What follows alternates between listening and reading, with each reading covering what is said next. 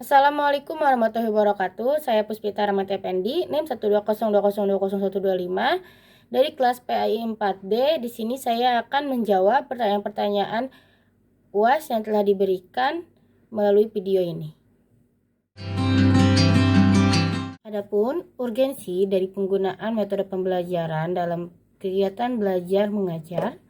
Yang pertama ini agar seorang guru dapat menyampaikan materi dengan baik, mudah dipahami oleh siswa, dan siswa tidak jenuh dalam kegiatan proses belajar mengajar saat menggunakan metode pembelajaran. Yang kedua, dengan adanya berbagai macam metode pembelajaran, maka guru dapat menggunakan metode tertentu yang lebih tepat sesuai dengan kondisi kelas, sehingga proses pembelajaran lebih mudah dilakukan. Salah satu metode pembelajaran yang saya ketahui itu tentang metode ceramah. Nah, metode ceramah ini sebuah metode mengajar dengan menyampaikan informasi dan pengetahuan secara lisan kepada sejumlah siswa atau peserta didik yang pada umumnya mengikuti secara pasif. Metode ceramah ini adalah metode yang paling praktis karena tidak membutuhkan alat-alat peraga. Metode ceramah ini juga metode yang paling banyak dipakai karena metode yang paling mudah gitu untuk digunakan oleh para guru. Tetapi implementasi metode belajar ini sangat mendominasi guru dalam proses belajar mengajar. Kelebihan dari metode ceramah ini yaitu yang pertama dapat menampung banyak siswa sehingga setiap siswa mempunyai kesempatan yang sama untuk mendengarkan guru dan biaya pun menjadi relatif lebih murah. Yang kedua, guru dapat memberikan tekanan terhadap hal-hal yang dianggap penting sehingga waktu dan energi dapat digunakan seefektif mungkin. Yang ketiga, dapat menyelesaikan kurikulum atau silabus dengan lebih mudah dan lebih cepat. Adapun kekurangan metode ceramah, yang pertama, kegiatan belajar mengajar akan menjadi tidak efektif, bahkan membosankan karena tidak ada interaksi dalam kegiatan tersebut gitu. Lalu banyaknya materi yang diceramahkan oleh seorang guru akan membuat siswa tidak mampu menguasai semua materi. Selanjutnya, ada juga pembelajaran melalui ceramah ini cenderung lebih mudah terlupakan dibanding dengan belajar dengan melakukan learning to do. Yang terakhir yaitu sistem pembelajaran si anak lebih ke arah hafalan atau rote learning sehingga akan kebingungan bila ditanya pengetahuan dan asal muasal suatu pembelajaran yang telah diajarkan.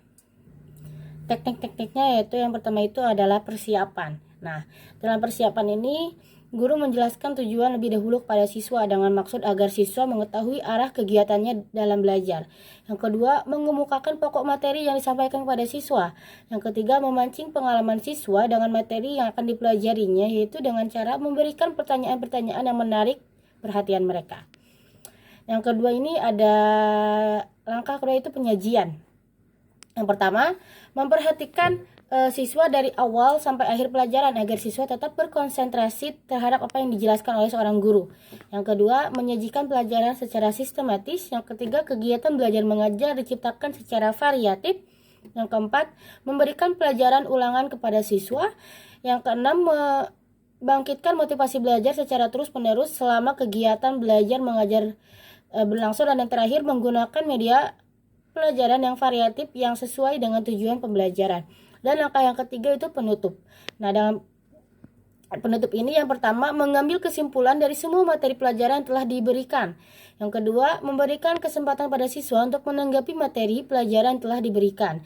Dan yang terakhir yaitu melaksanakan penilaian secara komprehensif untuk mengukur perubahan tingkah laku. Pembelajaran pakem memang mendorong siswa untuk terlibat secara aktif dalam pembelajaran. Suasana pembelajaran dalam kelas seharusnya dapat dikondisikan semaksimal mungkin agar terciptanya pembelajaran yang nyaman, sehingga terhindar dari permasalahan-permasalahan kelas, misalnya ada keributan dalam kelas. Nah, untuk mencegah hal tersebut, siswa dan guru bisa membuat perjanjian atau kesepakatan-kesepakatan agar siswa tahu batasan-batasan dan siswa juga tetap menjaga kesopanannya terhadap guru. Dan juga tidak benar bahwa pakem itu identik dengan kerja kelompok. Pembelajaran yang berkualitas haruslah memberikan pengalaman yang berkualitas juga kepada siswa. Pembelajaran kelompok atau pembelajaran kooperatif memang merupakan salah satu pengalaman belajar yang penting bagi siswa. Melalui pembelajaran kooperatif, siswa berlatih untuk bekerja sama dan sharing informasi untuk memecahkan suatu permasalahan bersama. Namun, untuk berkembang menjadi pribadi yang utuh, siswa juga perlu berlatih untuk secara mandiri dan bekerja sama dalam kelompok yang besar. Oleh karenanya, seorang guru pakem hendaknya dapat mengelola proses pembelajaran yang bervariasi dan melibatkan siswa dalam kelompok besar atau kelompok kecil dan bekerja sama secara individual. Sangat jauh, karena perkembangan teknologi sekarang dapat mempermudah pembelajaran.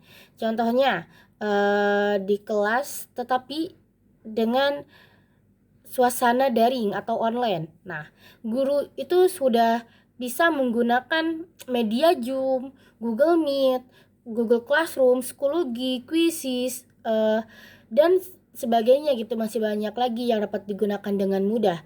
Sedangkan apabila kita melakukan pembelajaran secara offline di dalam kelas, biasanya menggunakan bantuan proyektor. Nah, biasanya dalam pembelajaran menggunakan proyektor ini lebih banyak disukai dan diminati oleh siswa gitu.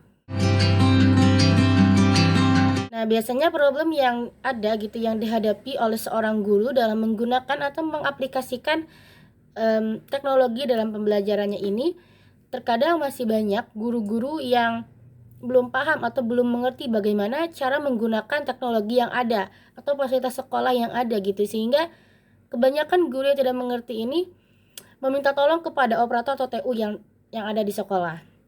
Dan biasanya juga guru merasa bahwa perkembangan teknologi ini terlalu cepat, sehingga masih banyak guru yang merasa nyaman menggunakan media buku. Nah, sehingga guru itu tidak termotivasi untuk menggunakan teknologi yang ada, serta guru malas menerapkan hal yang baru yang begitu rumit gitu, dan tidak bersemangat untuk mengikuti arus teknologi yang begitu cepat. Makalah yang saya buat yaitu tentang metode pembelajaran. Metode pembelajaran yaitu ilmu-ilmu yang mempelajari cara-cara untuk melakukan aktivitas yang tersistem dari sebuah lingkungan yang terdiri dari peserta didik dan pendidik, untuk saling berinteraksi dalam melakukan satu kegiatan sehingga proses belajar berjalan dengan baik. Dalam arti tujuan pengajaran tercapai, tidak ada satu metode pun yang dianggap paling baik di antara metode-metode yang lain, karena setiap metode mempunyai karakteristik, kelemahan dan juga kelebihannya masing-masing. Ada juga beberapa faktor yang mempengaruhi pemilihan metode pembelajaran. Yang pertama ini ada tujuan yang hendak dicapai. Nah, biasanya ini sasarannya yang dituju dari setiap kegiatan belajar mengajar. Yang kedua ada materi pembelajaran. Jadi dalam mendapat metode mengajar, guru hendaknya memperlihatkan bahan pengajaran baik isi, sifat maupun cakupannya. Yang ketiga ada peserta didik atau anak didik. Yang keempat ada situasi. Jadi situasi kegiatan belajar mengajar yang guru ciptakan tidak selamanya sama dari hari ke hari. Yang kelima ada fasilitas. Jadi setiap sekolah ini seharusnya mempunyai fasilitas atau sarana gitu yang dapat digunakan dalam menunjang proses pembelajaran di sekolah. Yang keenam ada guru. Nah, selanjutnya ada juga macam-macam metode pembelajaran kurikulum 13. Yang pertama ini ada metode pembelajaran eksempel atau non-eksempel. Metode ini meminta siswa untuk secara berkelompok menganalisis gambar lalu mendiskusikan hasilnya. Yang kedua ada metode pembelajaran Victor and Victor. Jadi metode ini mengajak siswa untuk mengurut gambar berseri yang disusun secara acak oleh guru sambil memaparkan alasan pengurutannya. Yang ketiga ada metode Numbered His Together. Nah, metode ini membagi tugas yang diberi nomor untuk dipelajari oleh siswa yang mendapat nomor tersebut dalam kelompok yang berbeda. Yang keempat ada metode cooperative script. Yang kelima ada metode kepala bernomor struktur. Yang keenam ada metode student team achievement division. Yang ketujuh ada metode pembelajaran jigsaw. Yang kedelapan ada metode problem based introduction. Yang kesembilan ada metode pembelajaran artikulasi. Dan yang ke-10 ada juga mind mapping. Nah, dan juga ada macam-macam metode pembelajaran seperti metode ceramah, metode demonstrasi, metode tanya jawab, metode latihan, metode resitasi, metode inquiry, metode pemecahan masalah, dan juga ada metode eksperimen.